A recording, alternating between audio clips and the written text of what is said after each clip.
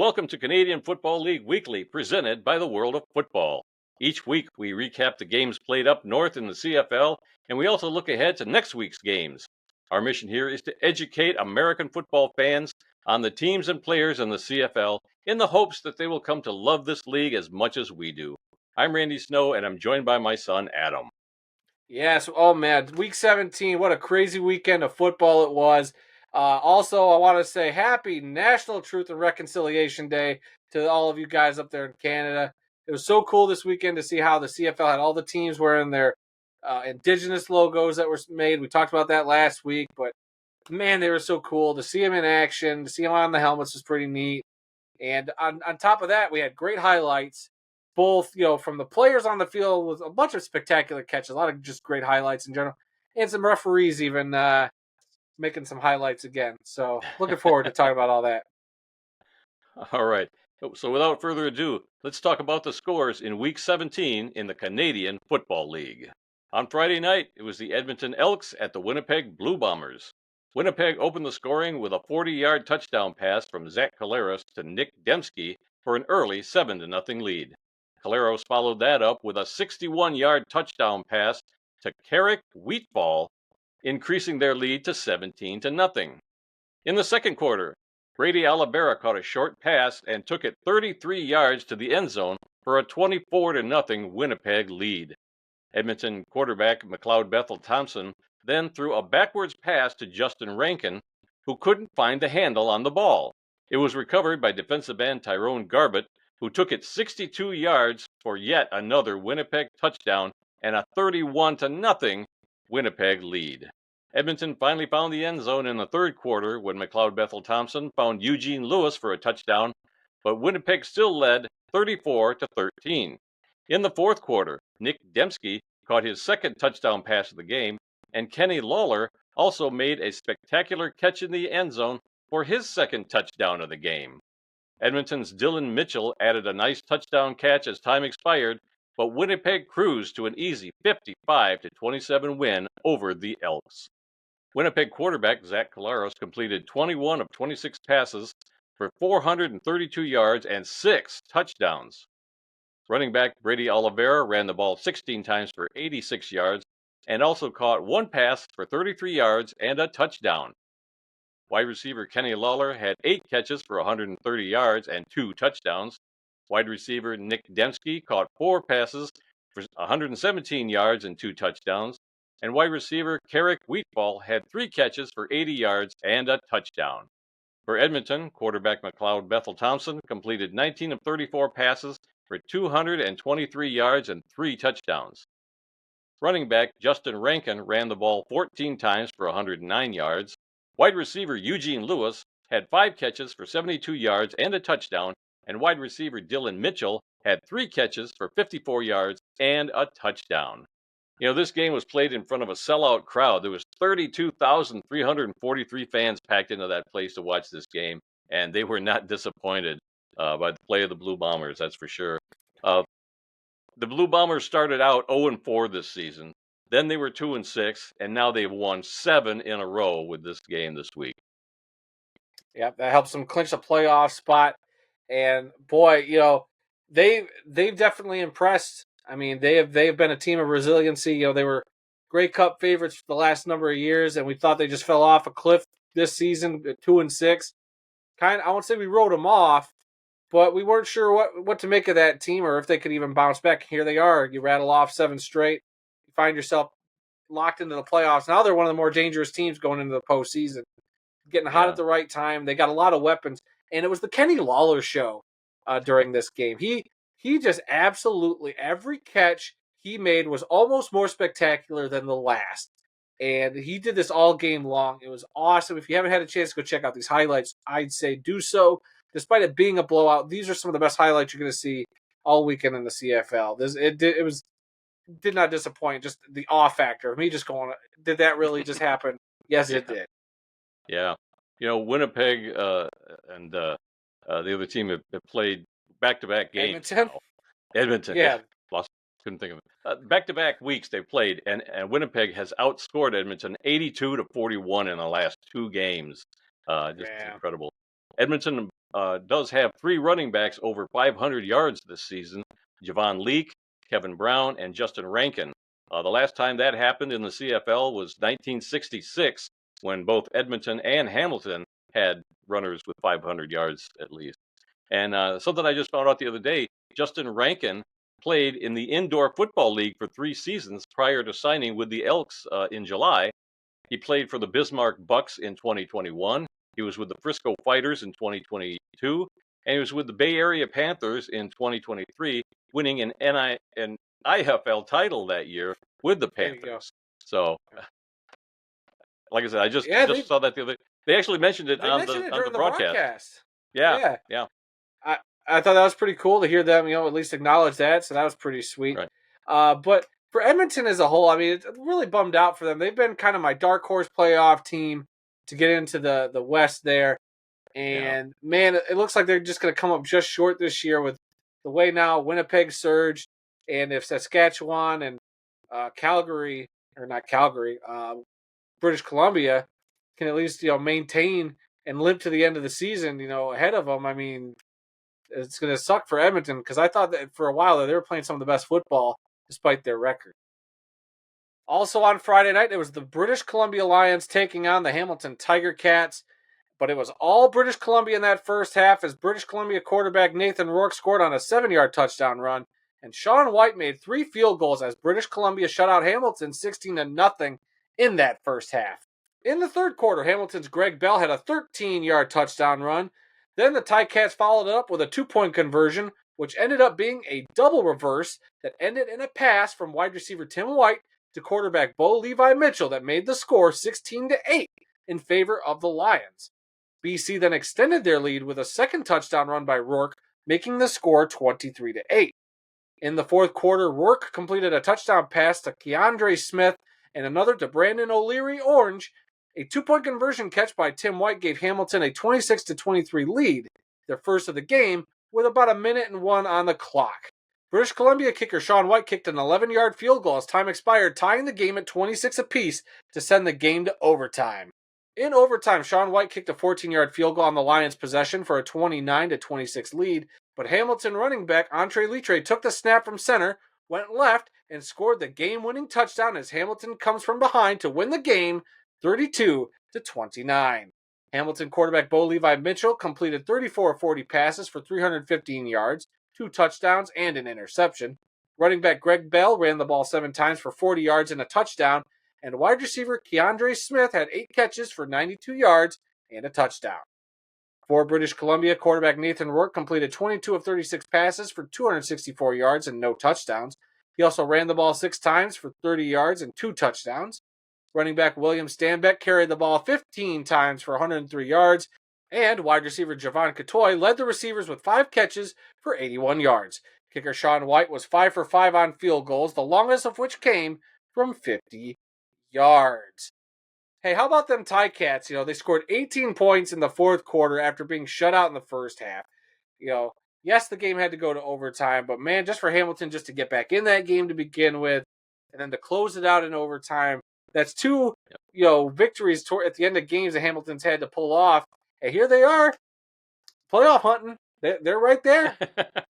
Yeah, it was incredible. After that first half, I thought, well, Hamilton just doesn't have it tonight. But like you said, they had to force overtime and won it in overtime. So good for them. Yep. Yeah, they become a team that's been hard to count out. Like, yeah, they might be down, but don't count them out till the clock hits all zeros, because they got fight in that team. And, I mean, that's something that's always drawn me about that Ticats team. They've always kind of had that mentality. Like, even when they're down, they're still a scrappy team. And then for British Columbia, running back William Stanbeck has now gone over 1,000 rushing yards on the season. What a cool milestone in the CFL. So good for him. Yeah, he's been a great running back for many years up there, and nice to see him break that 1,000-yard mark. Yeah, it feels like we say his name every week. I mean, the guy has just been a heck of a workhorse for that team. So good for him. Congratulations. On Saturday, it was the Ottawa Red Blacks at the Saskatchewan Roughriders. It was all field goals in the first half, as Saskatchewan had a 9-3 lead at halftime.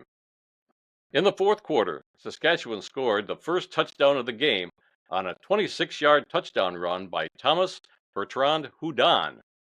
A successful two-point conversion toss by Trevor Harris to Keyshawn Johnson gave the Rough Riders a 23-9 lead.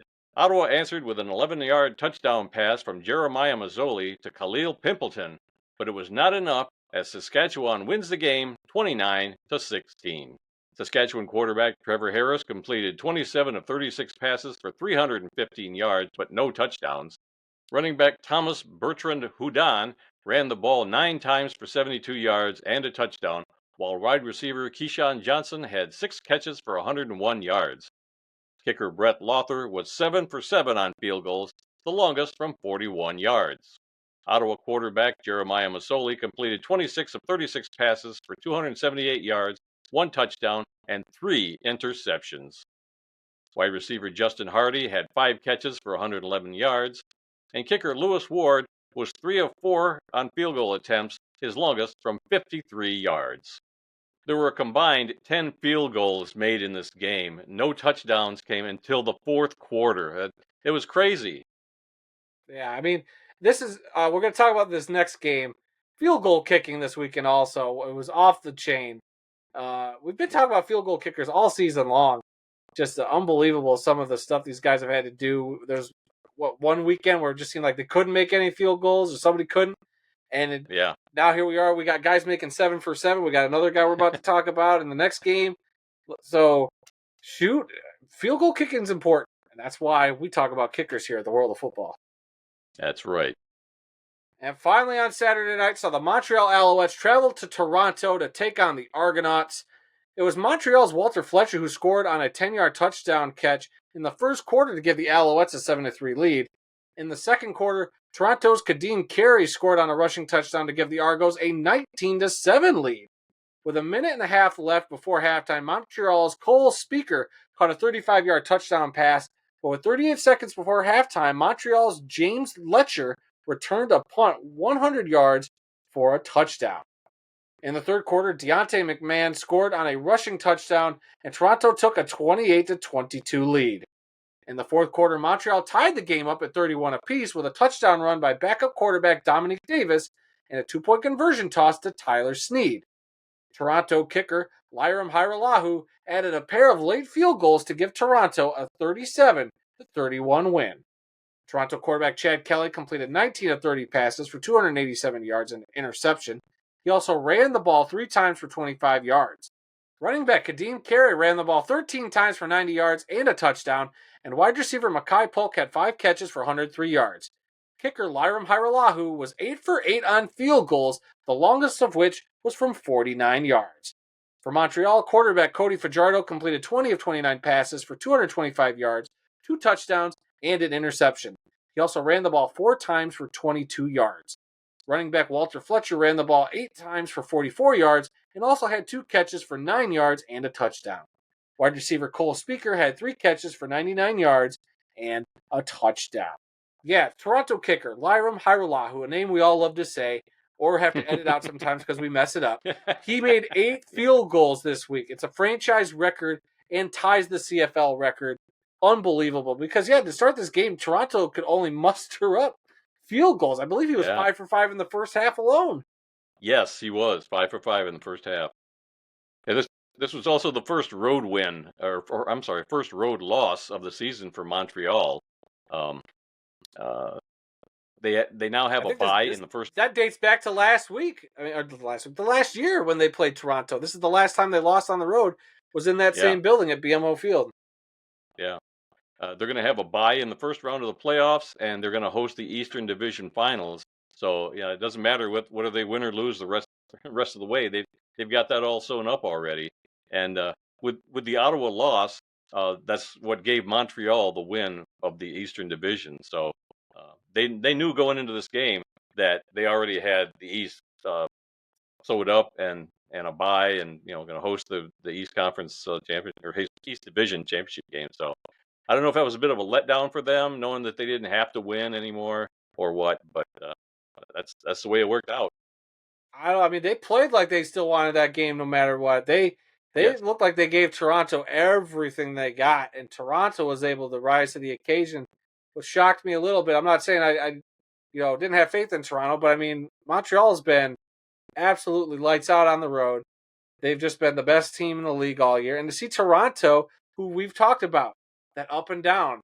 When they're up, they can hang with them. When they're down, they're one of the worst teams in the league, it looks like. Yeah. So this was a week where they were able to rise to that occasion and prove, hey, we can hang with the big boys. So it'll make that Eastern playoff, race, or just that whole tournament when it happens, and come playoff time, it's going to make it real interesting because any one of those three teams that get in could legitimately make it to the Grey Cup, like any one of them. So I'm looking very much forward to that. And to round out everything, the Calgary Stampeders were on a bye this week. All right, let's look at the standings after Week 17 in the CFL. In the East Division, it's the Montreal Alouettes with an 11-3-1 record. They have clinched the East Division. It's the Ottawa Redblacks at 8-6-1, Toronto Argonauts at 8-7, and the Hamilton Tiger Cats at 6-9. In the West Division, the Winnipeg Blue Bombers are now 9-6, and they have clinched a playoff spot. Saskatchewan Roughriders at 7-7-1, BC Lions at 7-8, the Edmonton Elks at 5-9, and the Calgary Stampeders at 4-9-1. Looking ahead to next week's games, there are only 3 games on the schedule this week. 2 games on Friday night. It's going to be Winnipeg at Hamilton, and it's going to be Calgary at BC. And then on Saturday, it's Saskatchewan at Edmonton. So that means that Montreal, Toronto, and Ottawa will be on a bye next week. Talking a little bit about these games this past weekend, we loved seeing those Indigenous logos on T-shirts and hats and a sea of orange. Everybody in the stands, I think everybody got free T-shirts when they went to the game, and so many orange T-shirts for the Truth and Reclamation Day that's coming up. And it was so cool to see all the new logos. I like every one of them. Some I like even more than the others, but gosh, they're all so neat and so cool. I want to get a T-shirt and a mini helmet of every one of those logos, especially mini helmets. And I've seen the Saskatchewan actually has one on their store right now, but I haven't looked at all the other ones. But man, I would love to have one of each one of them on my shelf. I mean, they're just cool pieces of art. I wouldn't even mind having nice prints of some of those. Yeah. Those are just so neat. Like I said, my favorite is probably that Saskatchewan one. So I'd get that on a T-shirt. I'd get a print of it. It's just that neat. So pretty cool by the CFL. I mean, I think the next step next year is to have the uniforms go with the decals, because as cool as it was to see them on the helmets, it felt like it was just missing something. Like maybe the uniform could just use a slight tweak. I mean, the Stampeders kind of had a different uniform when they wore their Indigenous helmet last week, since they had the bye this week. But I'd love to see just maybe go a little bit further next season, maybe like a full uniform for the Indigenous week, and then you auction it off for charity or something like that. I think that'd be the route to go. I would like to see him do the entire month of September, celebrations and have the teams all through the month of September wear their Indigenous logo helmets. That way you'll get to see different matchups, every week with the different helmets. I think that would be kind of cool. But all the teams wore orange jerseys during warm-ups. And I was a little disappointed that the home teams didn't wear the orange logos on the field, but they're going to auction off those orange jerseys, warm-up jerseys, and all the proceeds are going to be going to Indigenous charitable organizations, which I think is pretty cool. And even the officials, at least in one of the games, I saw the officials were wearing some sort of a orange and black Indigenous logo kind of thing on the back of their uniforms. It might have been just in the BC game, but it might have been all. I don't remember, but I do remember seeing that and going, huh, even the officials are getting into it. So I thought that was pretty cool too. Speaking of officials, we didn't talk about this during the BC Hamilton game, but the fact that they got a ball stuck on the scoreboard again or hit the scoreboard, and that same referee, I don't know if that's just his home base where he referees all the time. Well, he's been there 3 times for this to happen, and he's had 3 great quotes all season every time something happens. And this weekend it was yada, yada, yada. What more can I say? Yeah, they actually showed the ball. It was stuck up there on one of the speakers or something. You didn't see it right away, but later on they were able to get a picture of that. And yeah, it was stuck up there. So they probably got it down by now, but it might still be up there. Who knows? I don't know. I just want to know how this referee keeps getting BC games. Well, I know the first two was the same referee. This might have been a different referee. I'm not I think sure. it's the same guy. It's the same guy. I'm pretty sure. If I'm wrong, somebody correct me, but I'm pretty sure. Otherwise, that guy wouldn't have been like yada yada yada. What else can I say? Well, that's all the time we've got for this week. Tune in again next week when Adam and I are going to review the games played up north in the Canadian Football League. We're going to be doing this throughout the regular season and the postseason, as well as for the 111th Grey Cup game in Vancouver this November, where we're going to be there in attendance. Yes. Yeah. If I don't have jury duty. So remember, folks. Yeah. What a wrinkle. Yeah, I got to get out of jury. They want me to start jury duty on the day we're leaving for Vancouver. So I might have to show them this video to prove that I'm not lying. That I don't want to just get out of jury duty. Hi, court people. All right. So remember, folks, some people may love football more than we do, but nobody, and I mean nobody, loves more football than Adam and I sitting here in Kalamazoo. Until next time, I'm Randy Snow. And I'm Adam Snow. Go get yourself a hat and a t-shirt down below the video. And we'll see you all next week somewhere around the 55-yard line.